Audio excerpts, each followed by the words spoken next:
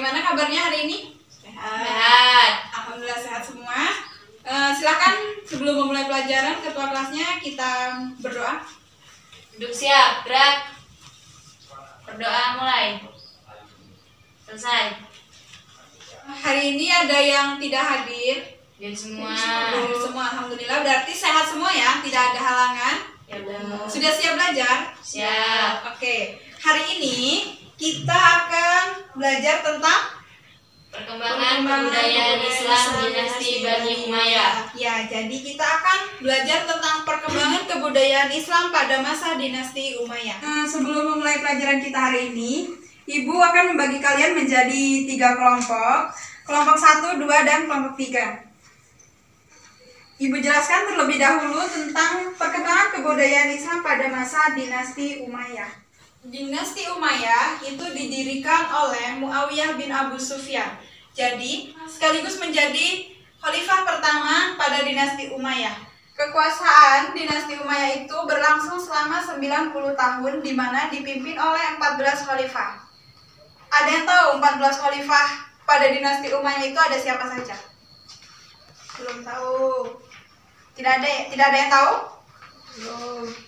Kekuasaan dinasti Umayyah ini berkuasa selama 90 tahun yang dipimpin oleh 14 khalifah. Yang pertama ada Muawiyah bin Abu Sufyan, Yazid bin Muawiyah, Muawiyah bin Yazid, Marwan bin Hakam, Abdul Malik bin Marwan, Al-Walid bin Abdul Malik, Sulaiman bin Abdul Malik, Umar bin Abdul Aziz, Yazid bin Abdul Malik, Hisham bin Abdul Malik, Al-Walid bin Yazid, Yazid bin Walid bin Malik, Ibrahim Al-Walid, lalu yang terakhir ada Marwan bin Muhammad. Jadi khalifah yang pertama pada dinasti Bani Umayyah ini dipimpin oleh Muawiyah bin Abu Sufyan. Yang selanjutnya kita akan membahas tentang perkembangan kebudayaan Islam. Jadi kita akan membahas bagaimana perkembangan kebudayaan Islam yang ada pada masa dinasti Umayyah. Yang pertama ada di bidang sosial budaya. Yang pertama itu bahasa Arab. Jadi pada masa dinasti Umayyah ini bahasa Arab dijadikan sebagai bahasa internasional di samping bahasa Inggris. Ini terjadi pada masa pemerintahan Abdul Malik bin Marwan. Yang selanjutnya itu ada mata uang. Jadi pada masa dinasti Umayyah ini mata uang dicetak pada masa Abdul Malik bin Marwan. Di sini dicetak mata uang yang bertuliskan kalimat La ilaha illallah, yang di sebelah sisinya dituliskan nama khalifahnya yaitu Abdul Malik. Yang ketiga itu ada gedung dan pabrik industri. Jadi didirikan pabrik dan gedung di sini untuk menunjang perekonomian yang ada di masa dinasti Umayyah ini. Dibuatnya pabrik kapal di situ, dibuat gedung-gedung pemerintahan, dibuat pabrik industri sutra, dibuat pabrik kapal dan senjata. Di situ semua terjadi pada masa dinasti Bani Umayyah. Yang selanjutnya dibuat irigasi pertanian. Di sini agar kehidupan sosial pada masa dinasti Umayyah itu berlangsung, masyarakat pada masa itu mereka pasti membutuhkan makan dan minum. Di sini dibuat atau dibangun irigasi pertanian agar pada saat musim kemarau, para petani pada masa dinasti Umayyah ini tetap bisa bertani, agar tidak terjadi krisis ekonomi atau krisis pangan. Yang kelima itu pusat ilmu dan adab. Di sini membuat Basrah dan Kufah sebagai pusat perkembangan ilmu dan adab. Jadi Basrah dan Kufah ini pusatnya tentang pusat ilmu dan adab. Jadi mereka yang ingin belajar tentang ilmu dan adab bisa di Basrah atau Kufah. Yang keenam, pembukuan negara. Pembukuan negara di sini yang sebelumnya sistem pemerintahannya itu tidak membukukan administrasi pemerintahan, tapi pada masa dinasti Umayyah ini semuanya dibukukan dengan tersusun dengan rapi agar memudahkan pemimpin untuk mengecek bagaimana keadaan di negaranya tersebut. Yang selanjutnya pada bidang kesenian yaitu ada Majelis Sastra dan Arsitektur. Rumi silahkan dibaca tentang Majelis Sastra. Majelis Sastra adalah tempat atau balai pertemuan untuk membahas kesusastraan dan juga tempat berdiskusi mengenai urusan politik yang disiapkan dan dihiasi dengan hiasan yang indah. Majelis ini hanya diperuntukkan bagi sastrawan atau ulama terkemuka. Ya, jadi dibangun Majelis Sastra untuk membahas mungkin dia rapat tentang kenegaraan, membuat sastra. Jadi ini hanya diperuntukkan bagi sastrawan dan ulama-ulama, ya ulama yang terkemuka di situ. Yang kedua ada arsitektur. Hatim dibaca arsitektur. Arsitektur dalam bidang seni arsitektur pada khalifah mendukung perkembangannya, seperti pembuatan menara pada periode Muawiyah, Kubah As-Sakra pada periode Abdul Malik bin Marwan. Kubah ini tercatat sebagai contoh hasil karya arsitektur muslim yang termegah kala itu. Bangunan tersebut merupakan masjid yang pertama sekali ditutup dengan kubah. Merenovasi Masjid Nabawi, membangun istana Kusyar Amrah dan istana Al-Musyatta yang digunakan sebagai tempat beristirahatan di padang Mesir.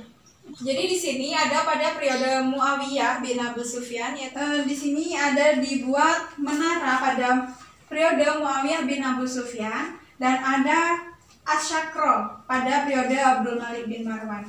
Jadi dua peninggalan ini termasuk ke dalam seni arsitektur muslim yang paling terkenal. Kemudian di sini ada pembenahan atau mengindahkan kembali Masjid Nabawi. Yang berikutnya pada bidang administrasi pemerintahan. Ada perubahan sistem pemerintahan. Jadi yang sebelumnya sistem pemerintahannya demokrasi, kemudian diubah menjadi sistem monarki hereditas atau sistem keturunan. Jadi yang bisa menjadi raja pada masa dinasti Umayyah ini yaitu hanya keturunan-keturunan raja saja. Jadi rakyat biasa seperti misalnya dia tidak ada keturunan dari raja yang sebelumnya, itu tidak bisa menjabat menjadi raja. Yang selanjutnya ada sentralistik. Jadi yang sebelumnya sentralistik ini semuanya itu menjadi satu. Pada masa periode ini dibuat seperti kita contohnya itu dibuat seperti provinsi. Jadi diadakan pembagian daerah untuk memudahkan sistem pemerintahannya. Yang selanjutnya ada administrasi pemerintahan. Di sini administrasi pemerintahan ada 4. Yang pertama Diwan Risail atau di sini mengurus tentang surat-surat negara. Yang kedua ada Diwan Kharaj, di sini tentang perpajakan. Jadi mengurus tentang perpajakan. Yang ketiga ada Diwan Jun. Departemen ini mengurus tentang ketentaraan. Jadi ketentaraan negara diatur di dalam Diwan Jun ini. Yang keempat ada Diwan Hatam. Departemen ini sebagai departemen pencatat segala administrasi yang terjadi dalam pemerintahan. Yang selanjutnya lambang negara. Dibuat lambang negara pada dinasti Umayyah. Ada yang tahu lambang negaranya dinasti Umayyah apa? Jadi dinasti Umayyah ini mempunyai lambang negara, sebuah bendera berwarna merah. Yang selanjutnya bahasa resmi administrasi pemerintahan. Di sini menggunakan bahasa Arab. Jadi administrasi pemerintahan semuanya menggunakan bahasa Arab. Yang selanjutnya perkembangan kebudayaan Islam pada bidang ekonomi. Dibaca. Apa saja bidang ekonominya? A. Sumber pendapatan dan pergaulan pemerintah, mata uang, dan organisasi keuangan. Dibaca poin-poinnya yang ada dalam mata uang, dalam sumber pendapatan. Sumber pendapatan dan pengeluaran pemerintah antara lain gaji pegawai, tentara dan biaya tata usaha negara, pembangunan pertanian termasuk irigasi dan pengaliran terusan, ongkos bagi terpidana dan tawanan perang, perlengkapan perang, hadiah dan sastrawan dan ulama. Mata uang Mata uang kaum muslimin dicetak secara teratur. Pembayaran diatur dengan menggunakan mata uang ini meskipun pada masa Umar bin Khattab sudah ada mata uang namun belum begitu teratur. C. Organisasi keuangan. Keuangan berpusat pada Baitul Mal yang asetnya diperoleh dari pajak tanah. Perorangan bagi non-muslim, percetakan uang dilakukan pada Khalifah Abdul Malik bin Marwan. Jadi untuk sumber pendapatan daerah sendiri didapatkan dari penaklukan musuh. Jadi setelah musuh ditaklukkan, mereka diwajibkan untuk membayar pajak. Pada masa Umar bin Abdul Aziz, bagi non-muslim pajaknya dikurangi, namun untuk yang beragama muslim tidak dikenakan pajak. Oke, yang berikutnya ada mata uang. Tadi sudah dijelaskan mata uangnya. Bertuliskan kalimat la ilaha illallah. Ada sebelah sisinya ditulis dengan kalimat Abdul Malik. Organisasi keuangan yang sekarang. Jadi di sini dibuat organisasi keuangan yaitu berpusat pada Baitul Mal. Bagaimana Baitul Mal mengurus agar pengeluaran dan pendapatan negara bisa dicatat dan diatur sedemikian rupa. Yang selanjutnya itu pada bidang politik militer. Pada bidang politik militer ada lembaga politik. Dibaca, Fatin? Lembaga politik An-Hizam As-Siyas.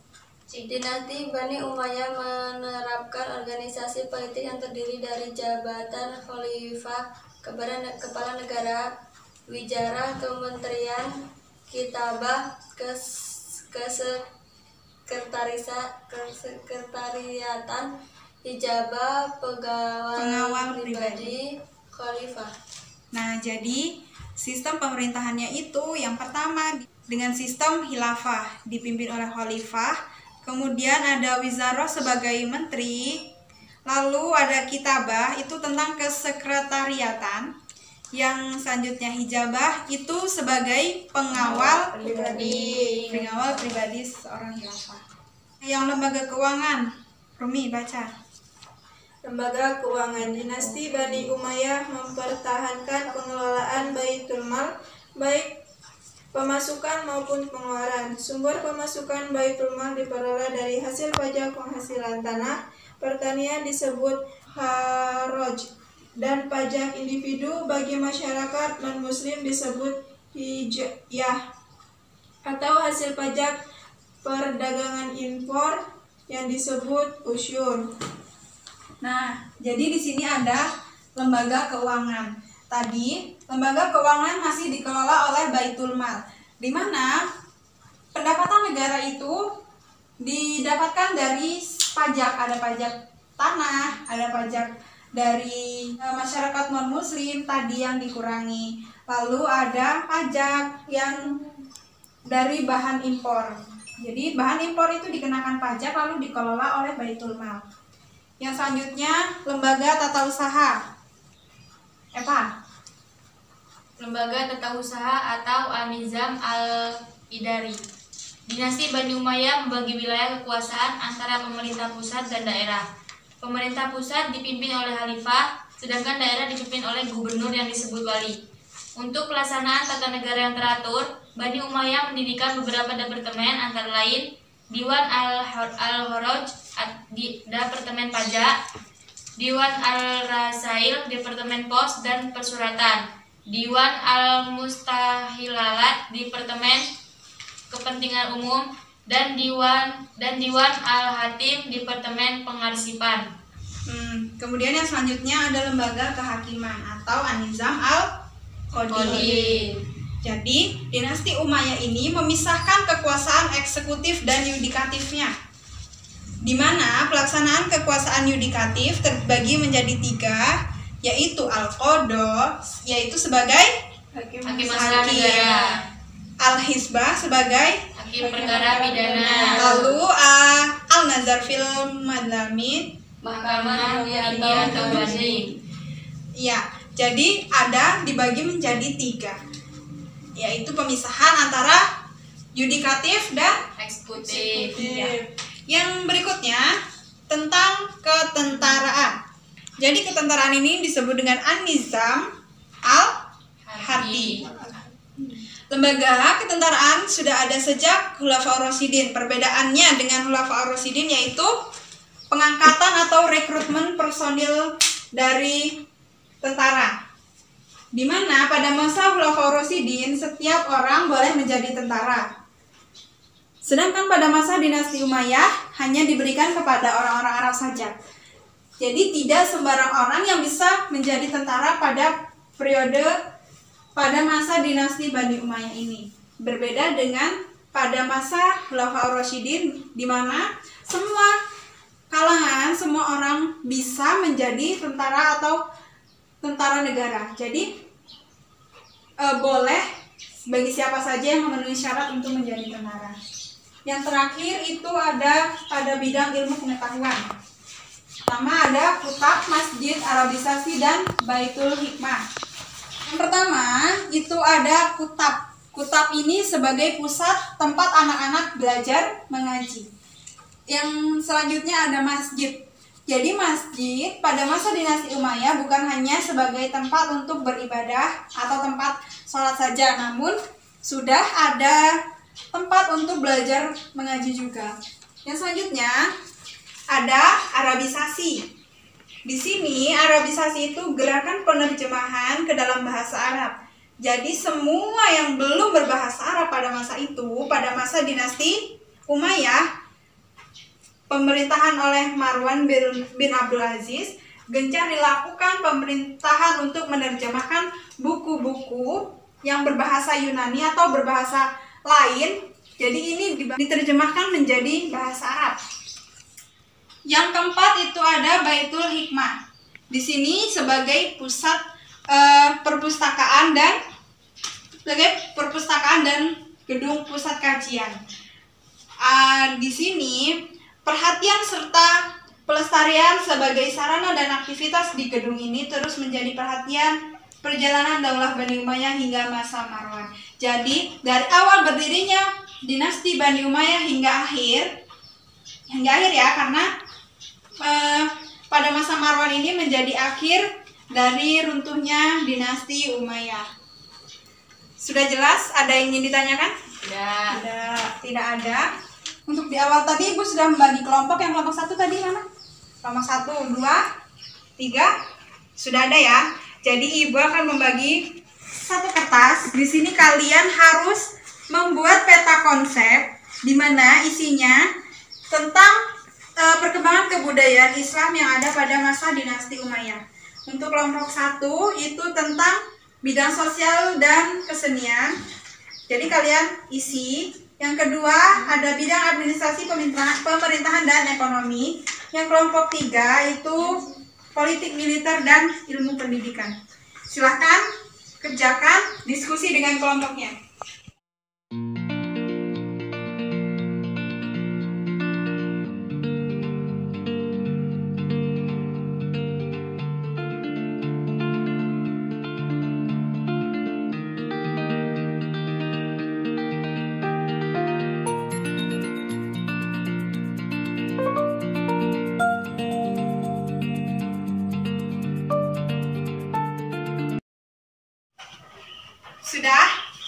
Sudah berdiskusi ya? Sudah. Kelompok yang sudah siap, silakan maju. Bacakan hasil diskusinya. Maju ke depan.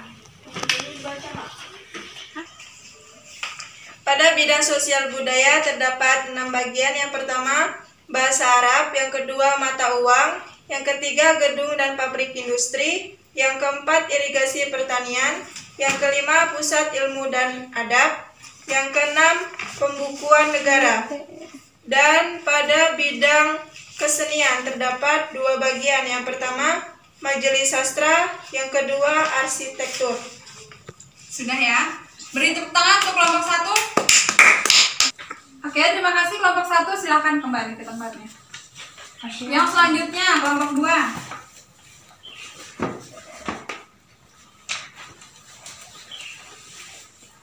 Dalam bidang administrasi pemerintahan antara lain perubahan sistem pemerintahan, sentralistik, administrasi pemerintahan, lambang negara, bahasa resmi administrasi pemerintah. Di bidang ekonomi dan perdagangan, dinasti Bani Umayyah menerapkan kebijakan-kebijakan antara lain: A. Sumber pendapat dan pengeluaran pemerintah, B. Mata uang, C.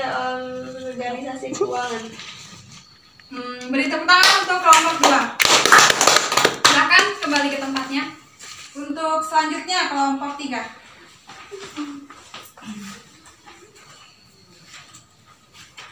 Perkembangan kebudayaan Islam pada masa dinasti Bani Umayyah di bidang politik militer terbagi menjadi 6. Yang pertama, lembaga politik An-Nizam As-Siyasi. Kedua, lembaga keuangan An-Nizam Al-Mali.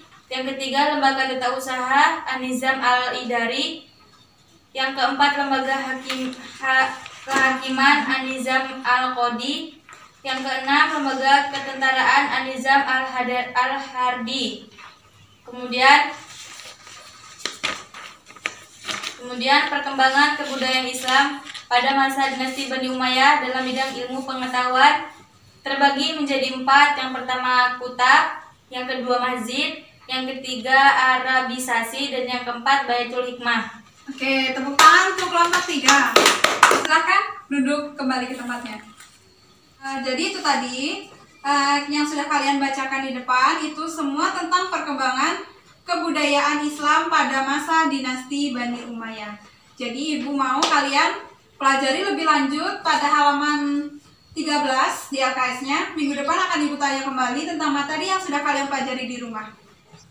Jadi anak-anak, ibu mau kalian jangan pernah bosan untuk belajar. Karena tidak ada orang sukses yang malas untuk belajar. Jangan pernah bosan. Semoga kita semua menjadi orang sukses. Amin. Oke. Demikian pelajaran yang dapat ibu sampaikan hari ini. Silakan ketua kelasnya pimpin berdoa. Duduk siap, gerak. Berdoa mulai. Selesai. Terima kasih atas segala perhatian. Ibu cukupkan pelajaran hari ini. Wallahul muwaffiq ila aqwamit thoriq. Wassalamualaikum warahmatullahi wabarakatuh. Waalaikumsalam warahmatullahi wabarakatuh.